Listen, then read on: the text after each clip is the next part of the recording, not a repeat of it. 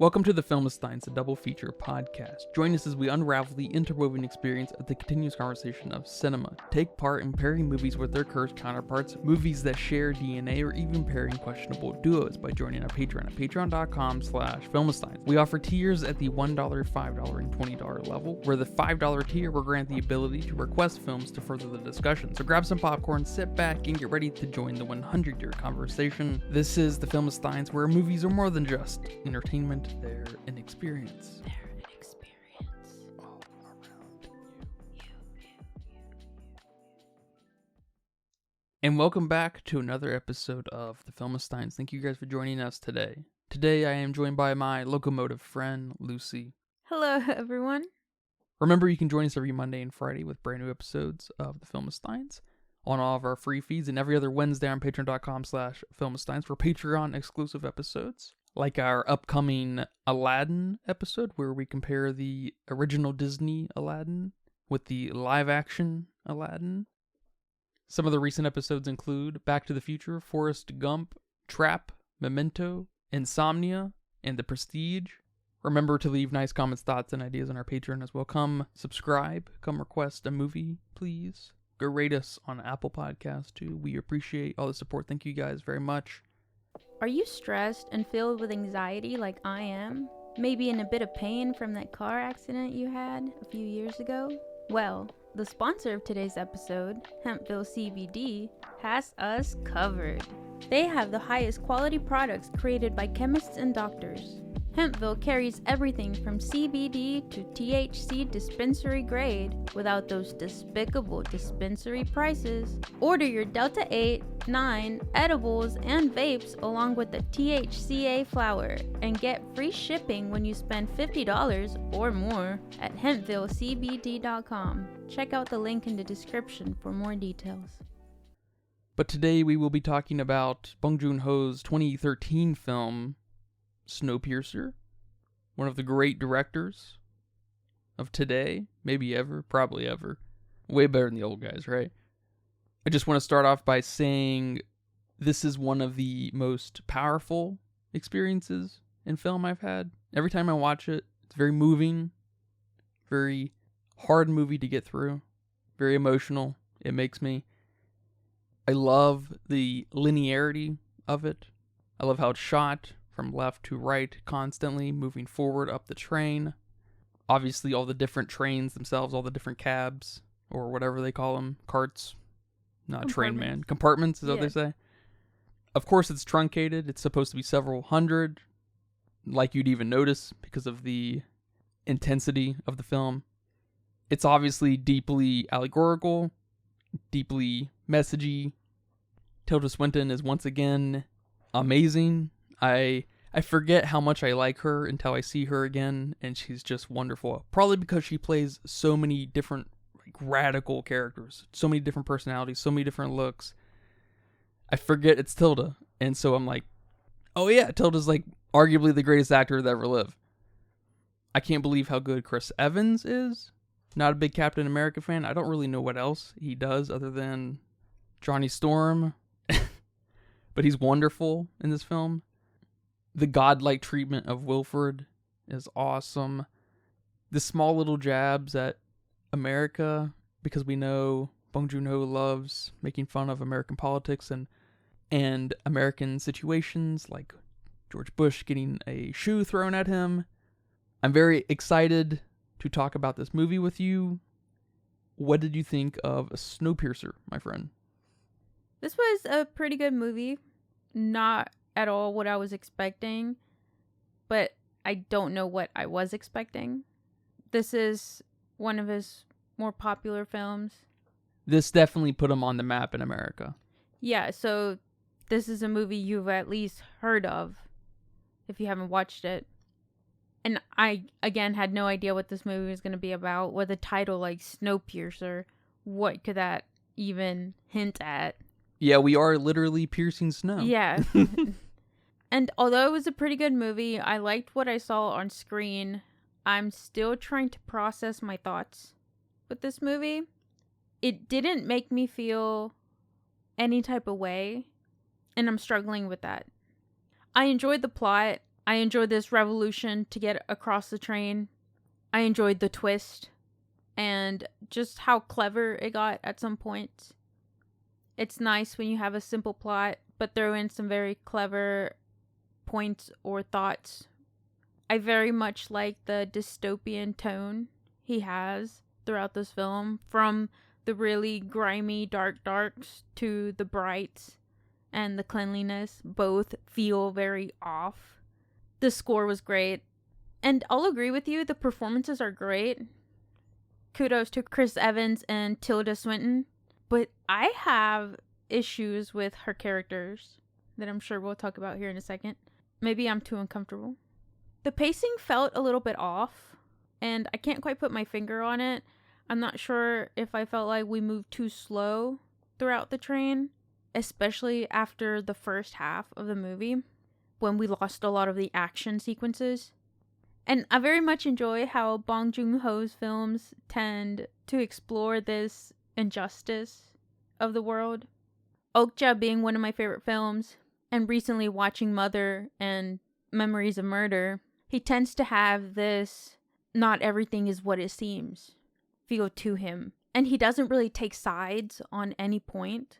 He kind of just gives you information, or he gives you these thought-provoking questions that you kind of have to answer yourself. And although I do enjoy that, it's a lot of work, man.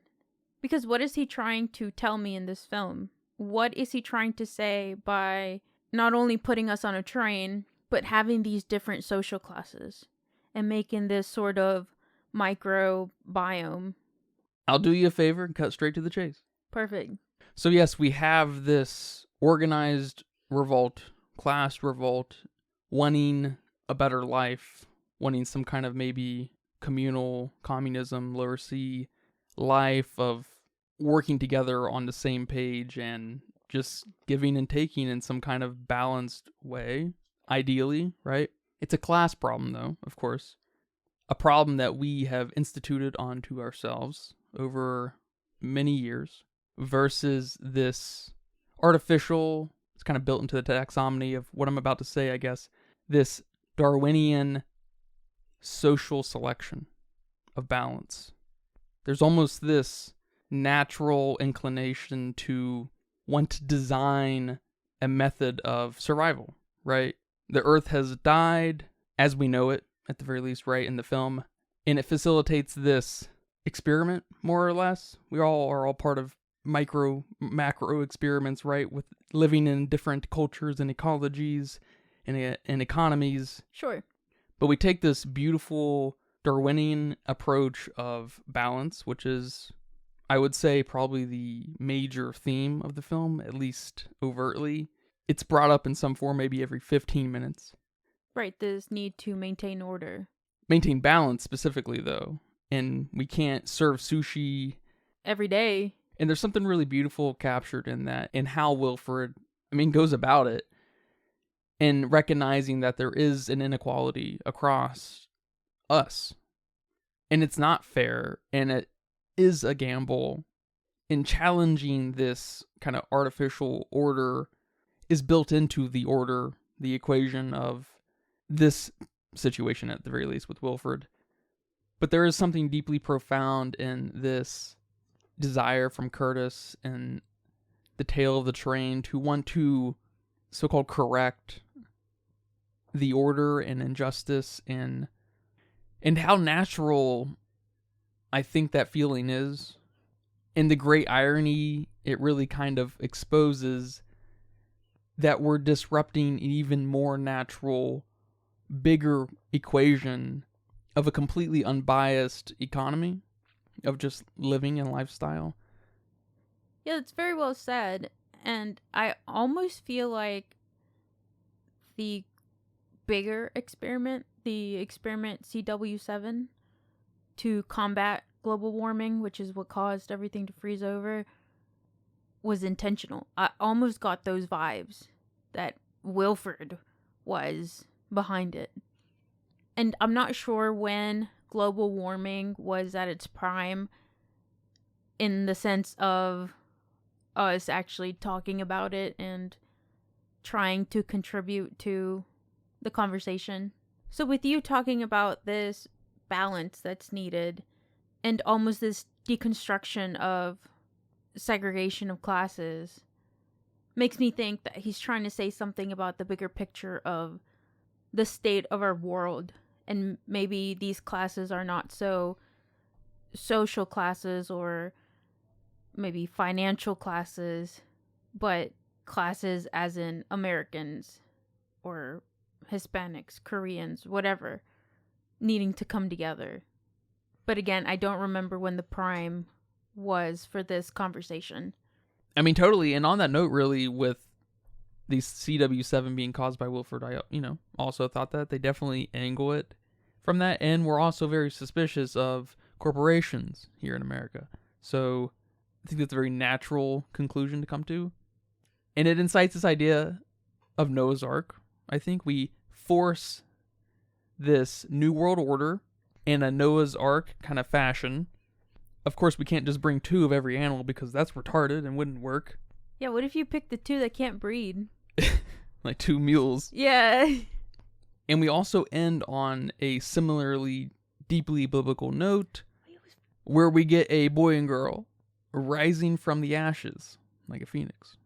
I guess one reason this movie makes me so emotional is because this class revolt, this sort of eat the rich revolt, is built into the balancing equation of Wilford's and has some expectation, but when taken too far or to an extreme without a manifesto, can also cause the end, as we saw in Barbie.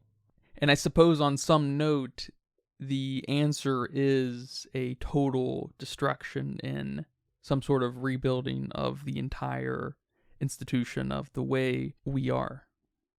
I wanted to ask you about the, I guess, nature of the plot and its linearity on the train going forward and forward to the engine, and the nature of its close quarters and the kind of deep symbolism of the whole trek going through the food supply and water and the classrooms and going through this like strip mall type place where there's business, and almost coming full circle where we have the ultra rich or people, at these raves or whatever they're doing, these saunas and stuff, and it's dark and gross again, sort of like, not quite as dirty, I guess, but similar to the back of the train. I like what you said, and I really like what you said about Noah's Ark. And it kind of made me think about how these people came about the train. And I think at one point, Tilda's character, Minister Mason, says something about the tickets costing a lot of money, or something about someone paying a lot of money to be on this train. Which is funny because the tail end section obviously did not pay to get on the train. Were they just let in on the train? And just kind of how all these passengers came on and who was selected to be on this train. Which also made me think about Nam. Or Nam. I don't know what the joke was there about the pronunciation of his name and how Americans say it. That's another, I guess, Bong Joon-ho's little dig at Americans. But Nam's character being in a box? Was he imprisoned? We brought prisoners aboard too? Yeah, I'm not sure about if Nam was there from the start in prison. I think he was free and then they imprisoned him, but there seems to be this intent on, from every angle, trying to imply this necessary balance, including something like having this institution to punish people, hide them away, to institute some kind of order. But it's kind of funny that you bring up the point of these people paying to get on the train, because yeah, they probably all did, I would say, even the slum people. And I think it's almost this observation or big point of, if you just take a sample of people, there's always this tendency of hierarchy, no matter what the starting point of the individuals are. There always seems to be a trend towards a hierarchy. Right, like in Titanic.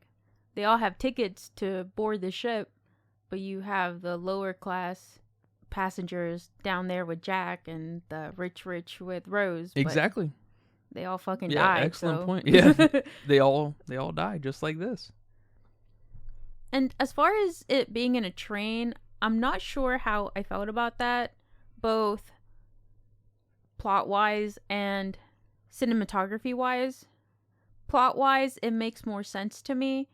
This linearity, these classes from literally the tail end to the engine, and we even throw in the working class in there with the guy that they hadn't seen in like forever making the protein bars.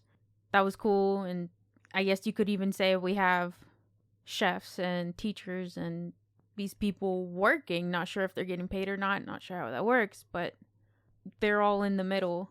Yeah, it's kind of funny. The core of any very socially driven culture is missing, and that is money. It's not brought up. Yeah. And as far as filming in a very tight space, I didn't feel it. I didn't feel the claustrophobia as much as I thought I would. I definitely felt it in a movie maybe like The Whale, navigating through that small space. And I guess then it felt more intentional because we were focusing on Charlie's size. Yeah, and his inability to move. Yes. Yeah, I could draw you his apartment. Yeah, for sure. I knew it intimately by the end of it, yeah. So I think the train is very cool, obviously. I love that it's a train because of just the presence of first class and buying your way to a more comfortable place on the train where most of the train is kind of claustrophobic, like a plane, too. I was trying to reimagine this film on a plane, and it just doesn't work because a train being 1,000 cars long, even 10,000 cars long, makes sense. Yeah. Over an aircraft that is similarly large. It's all of a sudden something very different, and I would think would start to lose sight of the so-called kind of first class because you would have this much larger vessel. So I don't think it would go anywhere, but would it feel more surrealistic? I would feel less surrealistic and more real life, actually, because in a plane because the ship would be, like Star Wars-esque, just this massive thing that obviously couldn't be on the planet. It wouldn't be navigating really around anything. Yeah, I was thinking more like the Harry Potter tents. Like we would have to have some sort of magic almost to make it flow or fit. Which might get in the way of some of the messaging here, I'm not sure. But I love the train, and I love the close quarters of it. It reminds me of that Japanese film, Cairo, also known as Pulse, where we have this emphasis on the closeness of us and what we would come to know, especially after Pulse, this interconnectivity and globalization of communication. Because I think I sympathize with Bong Joon-ho and maybe the original writer of Snowpiercer in that we're so deeply connected in the world that it doesn't feel very big.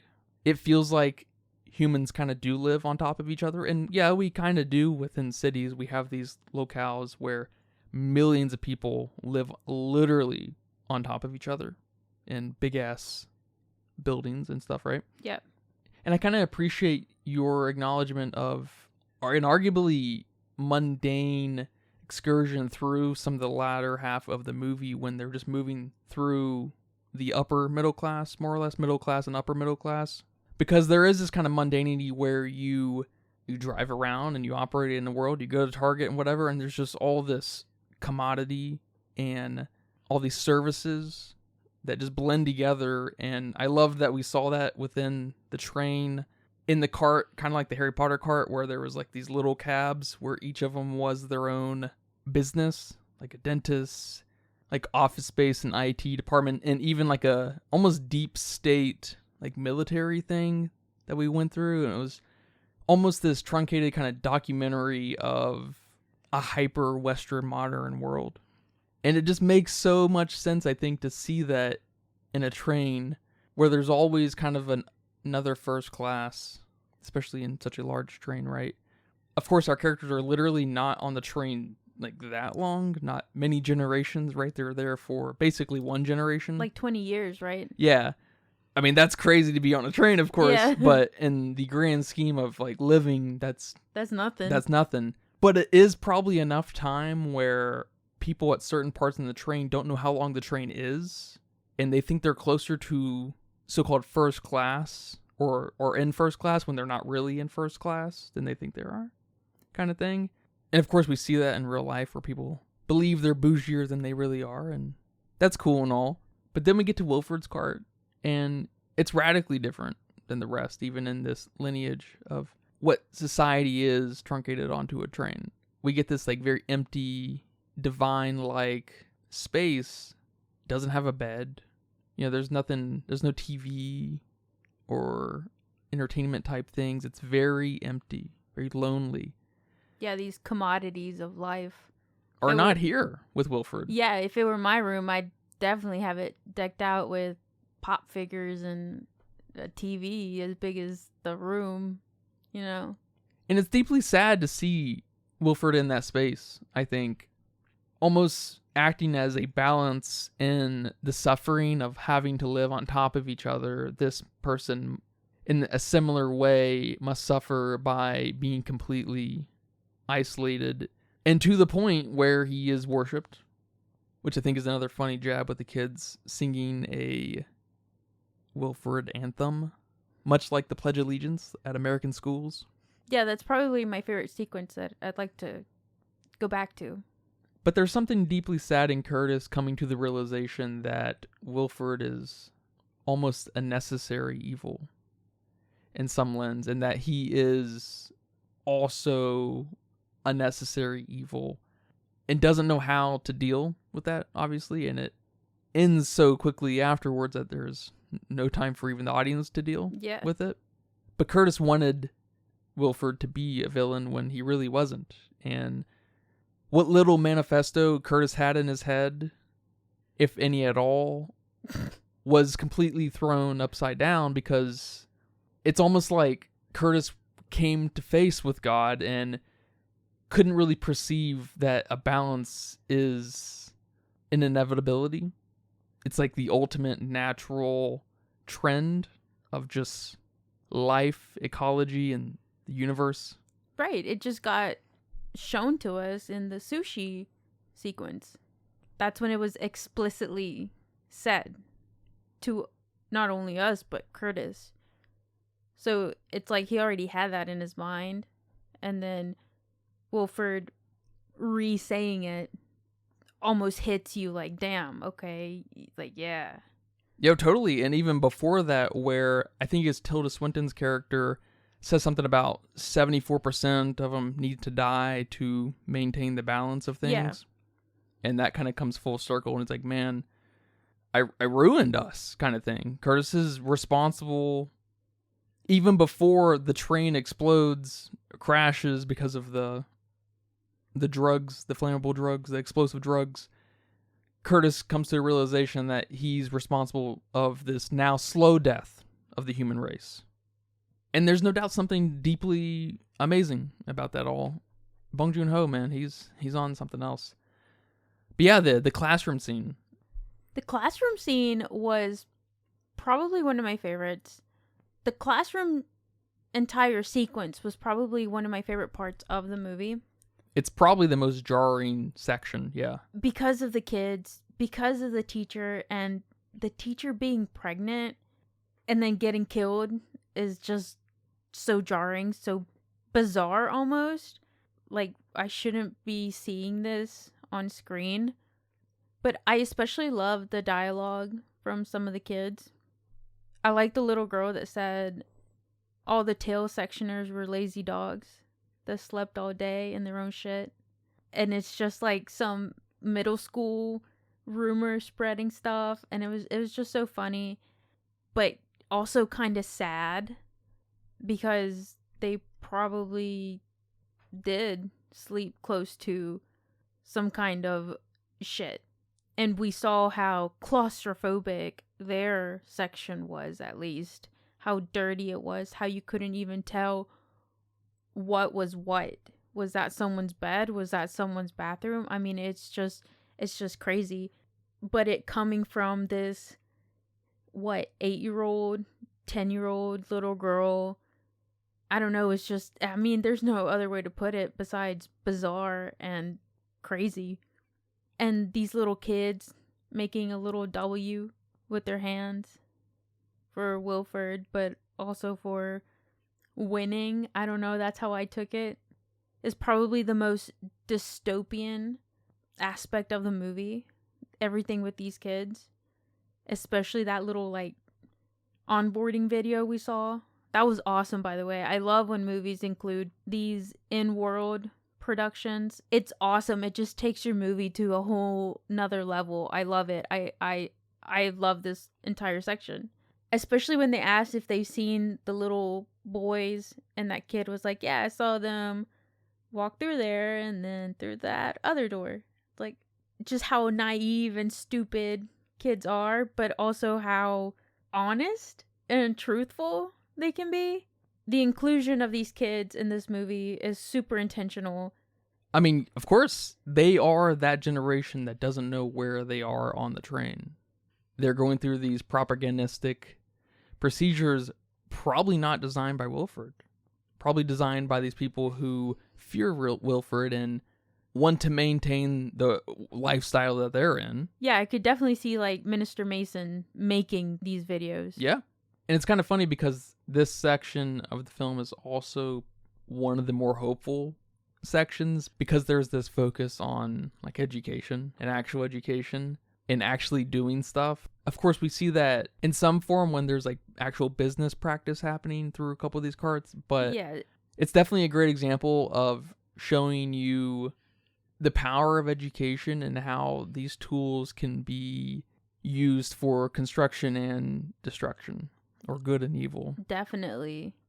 Because seeing these kids worship Wilford like they do, especially when we don't know at this point what he's up to, makes you uncomfortable. I do also want to add, though, that I have another favorite scene. And this scene was probably the scene that made me feel the most. And it was when little Chan brought the fire and he's running through the tunnel and everyone's cheering him on. And it was so hopeful and so sweet. But then the adults got tired of a little kid running through there and they needed the fire fast, so they grabbed it from him and they started running and they started taking off, and it was just so funny. I appreciated this scene a lot. Yeah, I like that scene a lot too. And right before that too, I like where the Till section people are having this face off with the Axemen. Yep. These guys cutting up fish and stuff. There's this really wonderful moment which I empathize with completely with Bong Joon-ho, where there's this complete pause in the world where they celebrate the New Year's. Because it doesn't just apply to the New Year. It happens with a lot of the major holidays, or even sometimes your birthday, where you put your oppositions and hatred aside and all of a sudden you're friends for a brief second. Yeah.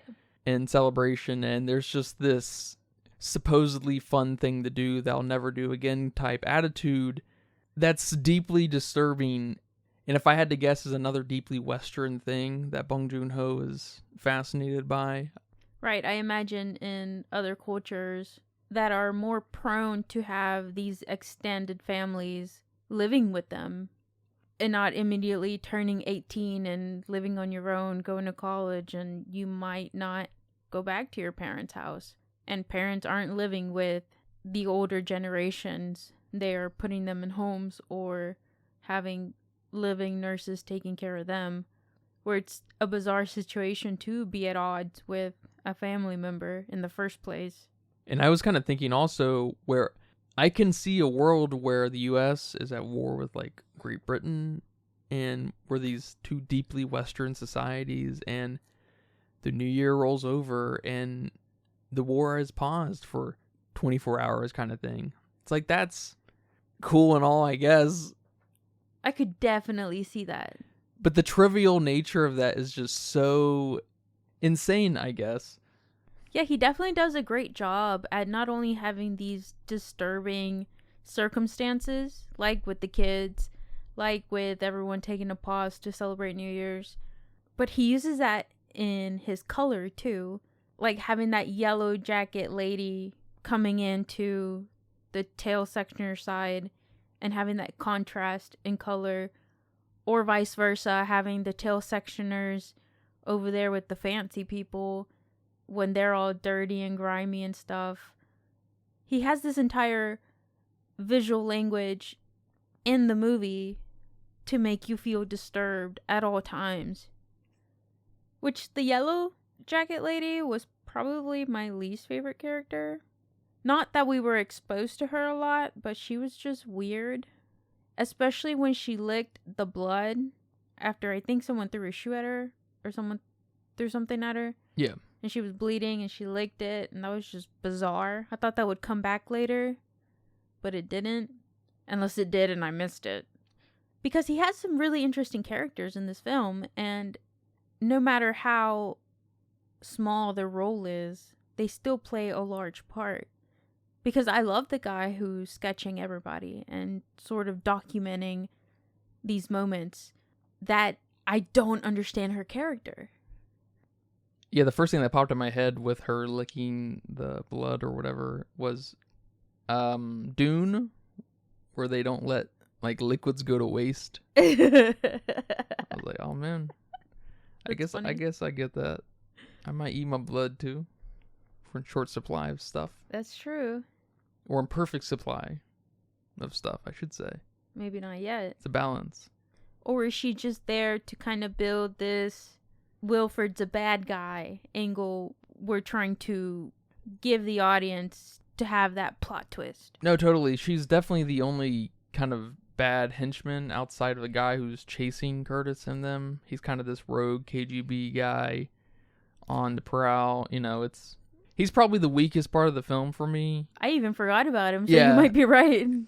He seems to represent the deep state kind of taking a mind of its own and going in on their own too, and I guess in this particular setting, losing sight of the greater mission. Mm-hmm. Yeah, once he put a bullet in the glass to let all the frost come in, I was done with him. Yeah, he's a problem. He's a problem. But he's an inevitable problem and a very natural problem because he's human too. And so that's kind of the great conflict between humanity and the Darwin social selection we've set up for ourselves. It's almost this grasp at, in delusion even, of having enough control to feel like you have control, but at times inevitably realizing you have such little control, concluding with completely losing control.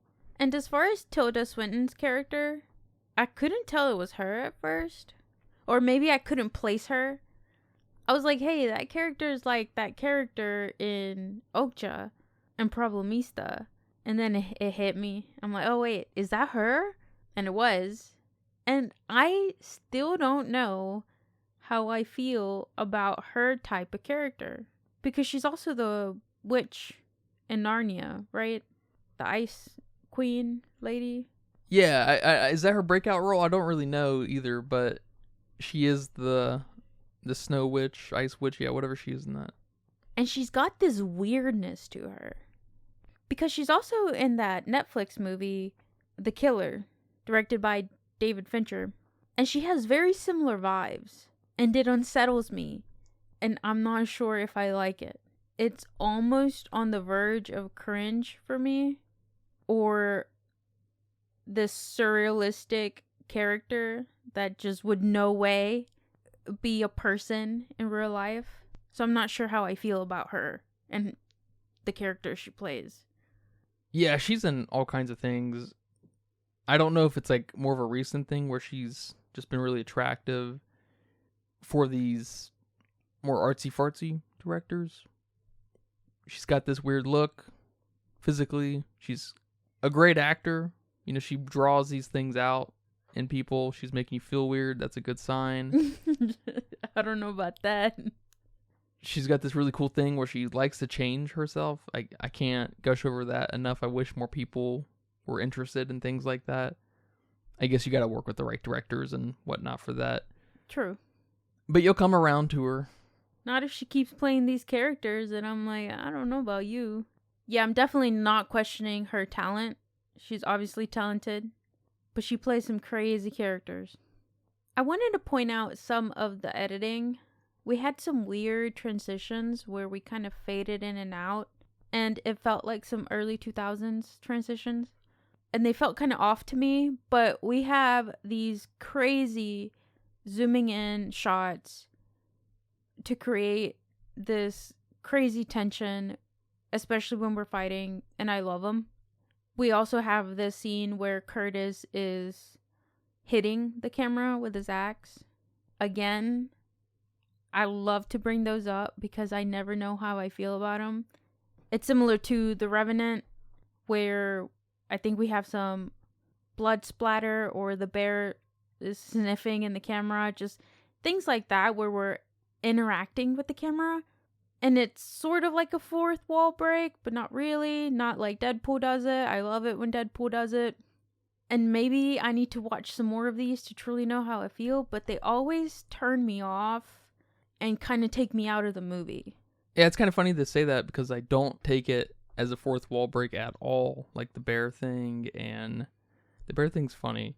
And of course the Deadpool thing, because it becomes a first person view, which we do not see in movies hardly at all. True. We get a really good one here in the whole fighting scene against the fish ninja dudes. Yeah, and it looks like a game almost. Yeah, that's a good way to put it. And I believe it's Bong Joon-ho's way to indicate to us that we are fighting ourselves. Because we're literally fighting? Because we're also fighting in the dark, which definitely gives it that video game feeling. Because when the torch kind of came into play, when we entered that dark tunnel, we had this passing of the torch, which obviously would remind someone of the torch in the Olympics, right? Yeah. Which I think runs home this point of us fighting ourselves. To what end is the great question, right? But there's obviously this deep satire on the torch representing peace and friendship and unity, and it also being the means to the end of this violence, to come to some sort of terms and agreement with, Curtis and Wilford to find a better way forward, which we don't get, obviously. It might be the central piece to the irony of the film and the satire backbone. Maybe I need to sit with these not fourth wall breaks. Yeah, because it literally is a fourth wall break, because we're now inserted into the eyes of the bad guys, I guess, for better or worse, at least as far as how the movie's moving. But it represents something else, right? Yes, but honestly, all I can think about is, did they damage a camera trying to do this? It is maybe one of the shortcomings of the craft. So I need to get past that. One of my favorite things in the movie, as far as props and sets go, because the sets are absolutely amazing, especially when we get into some of the aquarium compartments and the jacuzzi ones, the steam rooms. I mean, all the compartments of the train look awesome. But the protein bars, they're awesome. They look nasty as fuck. They look kind of good. I would not eat one. I would die. I'd rather gnaw on someone's hand and keep eating the people than bite that. I did see that they were made of seaweed, sugar, and gelatin, and totally safe for the actors to eat. But I don't know about that. I don't know if I could just munch on them like they were. And then I saw somewhere, I can't remember where I saw this, but how actors try to avoid eating something when they do a scene because they got to do it over and over again. And if they're eating a particular thing, they kind of have to eat it over and over again if they were eating it in that scene. So that's why a lot of them either pretend to take a bite or just kind of mess around with their food. So I started to pay a little more attention to when actors were actually taking a bite of something. And some of these people were actually taking a bite of that. And I'm just curious, how many of these did they eat? And I don't know, but I liked it. I like it. Yeah, if I was directing a film like this, you bet your ass you're eating my seaweed bars. No. Yeah. Because something like this, they're made of bugs. We've got to see people eat them. And then I love that Curtis and I think Gilliam saw it with him. These things are made of bugs. We're not going to tell, kind of thing. And it shows this presence of an idea of, hiding things from one another for our safety. Yeah, I was thinking ignorance is bliss. Sure. But that's very well said. And I love the bars. I absolutely love them. They're so nasty and they're awesome. I definitely want to eat one, though. I never want to eat one. Maybe I'd like to touch it, see how jello-y they are. I'd play with one. Would never eat it. I also liked how the buildings looked in the outside world. We didn't get very much of them, but the very few ones we got were awesome.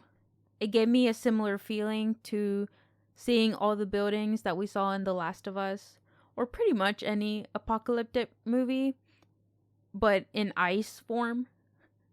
And one question I had, which I think you pretty much answered it already for me, was how did Nom know that the ice was melting if he was stuck in a box?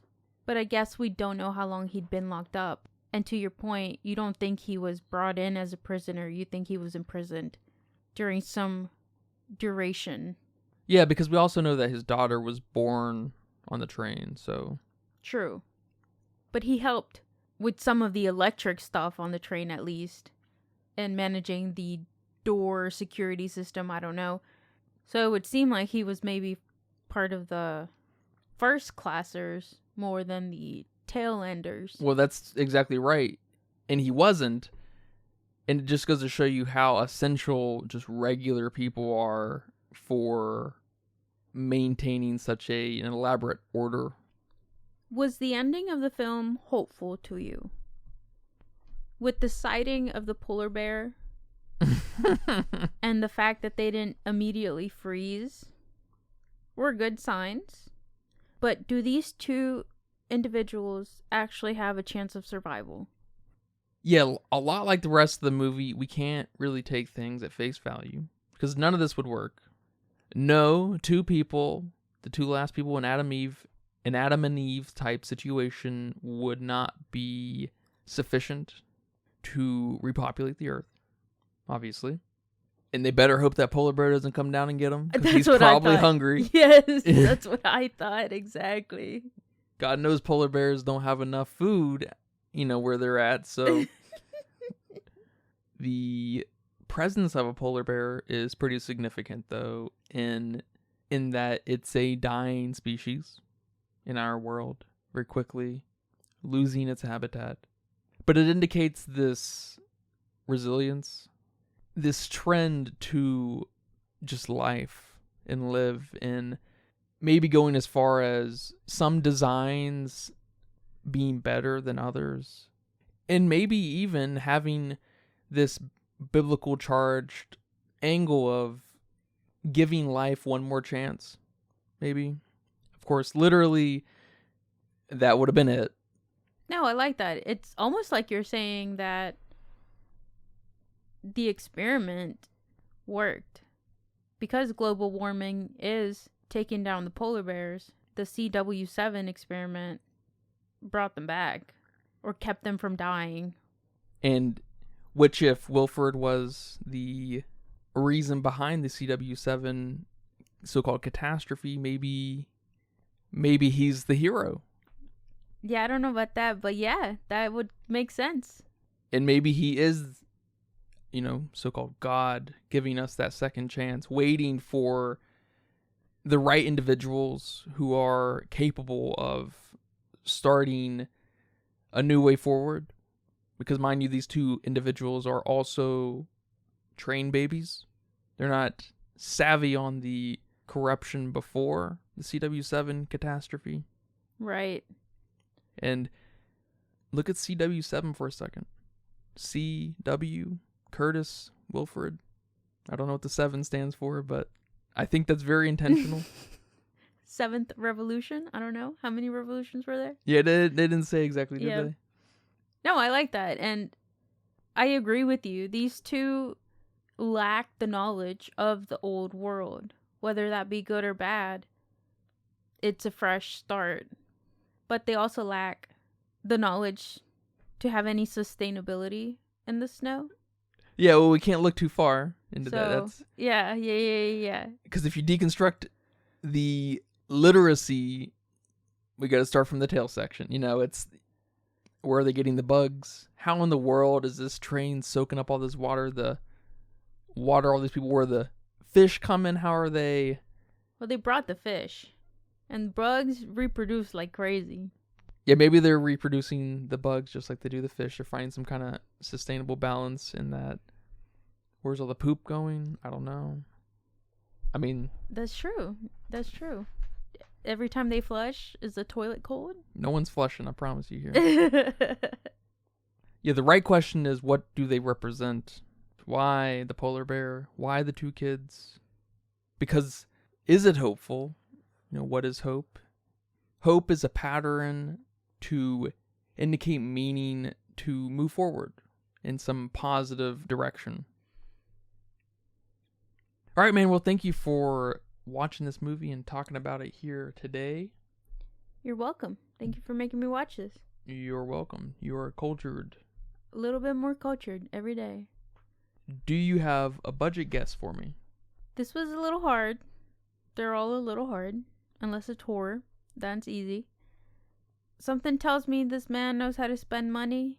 So I think I'm going to go 25 mil. I was thinking maybe 25 to 30 mil. So I'll go with the lower end. It says here it was 40 million. Ooh. And it went on to make 86.8 million. Sounds good to me. Is that good? Yeah, for a Korean production, that's probably pretty decent. I imagine it's all those translators they had to hire. Well, over on Letterboxd with 928,000 people, they weighed in at a 3.7. Not bad. Very respectable. Yes. I'm giving this a 3.5. Especially you helping me figure out what he means by this movie. Yeah, I appreciate that. You're giving me some credit there. And I could see others reading into this movie, many different ways. Potentially. Obviously, the class thing is an inevitable point. The balance conflict is obvious once you kind of... That's kind of a big deal to the Wilford crew. But I'm glad you've come to terms with Bong Joon-ho's Snowpiercer. It's very good. I highly recommend it. I also think I'm somewhere around a 3.5. A 4 just doesn't feel right, but it's something I got to sit on. I've been sitting on this movie for several years, though. So. Oh, man. But yeah, man, thank you for talking about this movie, and thank you guys for listening to this episode of The Film of Steins. I hope you guys enjoyed that. Remember, we post every Monday and Friday with brand new episodes of The Film of Steins on all of our free feeds, and every other Wednesday on patreon.com/filmofsteins for Patreon exclusive episodes, like our recent Despicable Me episode, where we ranked those films. With the yellows. The yellow dudes. The banana dudes. Banana dudes. Join us, though, on our next episode, where we will be discussing the original Willy Wonka and the Chocolate Factory. Willy Wonka and the Chocolate Factory. So please look forward to that. But remember to leave nice comments, thoughts, and ideas on our Patreon as well. Come subscribe. Come request a movie. Go rate us on Apple Podcasts. We appreciate all the support. Thank you guys very much. But until next time, take care. Bye-bye. Bye-bye. And that's a wrap for today's episode of The Film of Steins. Thanks for tuning in and joining us on our cinematic journey. We hope you enjoyed the discussion and gained some new insights and perspectives on the world of movies. Don't forget to subscribe to our podcast on your favorite platform, especially Patreon, at patreon.com/filmofsteins. And follow us on social media for more film-related content. We love hearing from our listeners, so if you have any feedback, suggestions, movie recommendations, or book recommendations, please feel free to reach out to us. Until next time, keep watching and keep loving the magic of movies. This is The Film of Steins, signing off.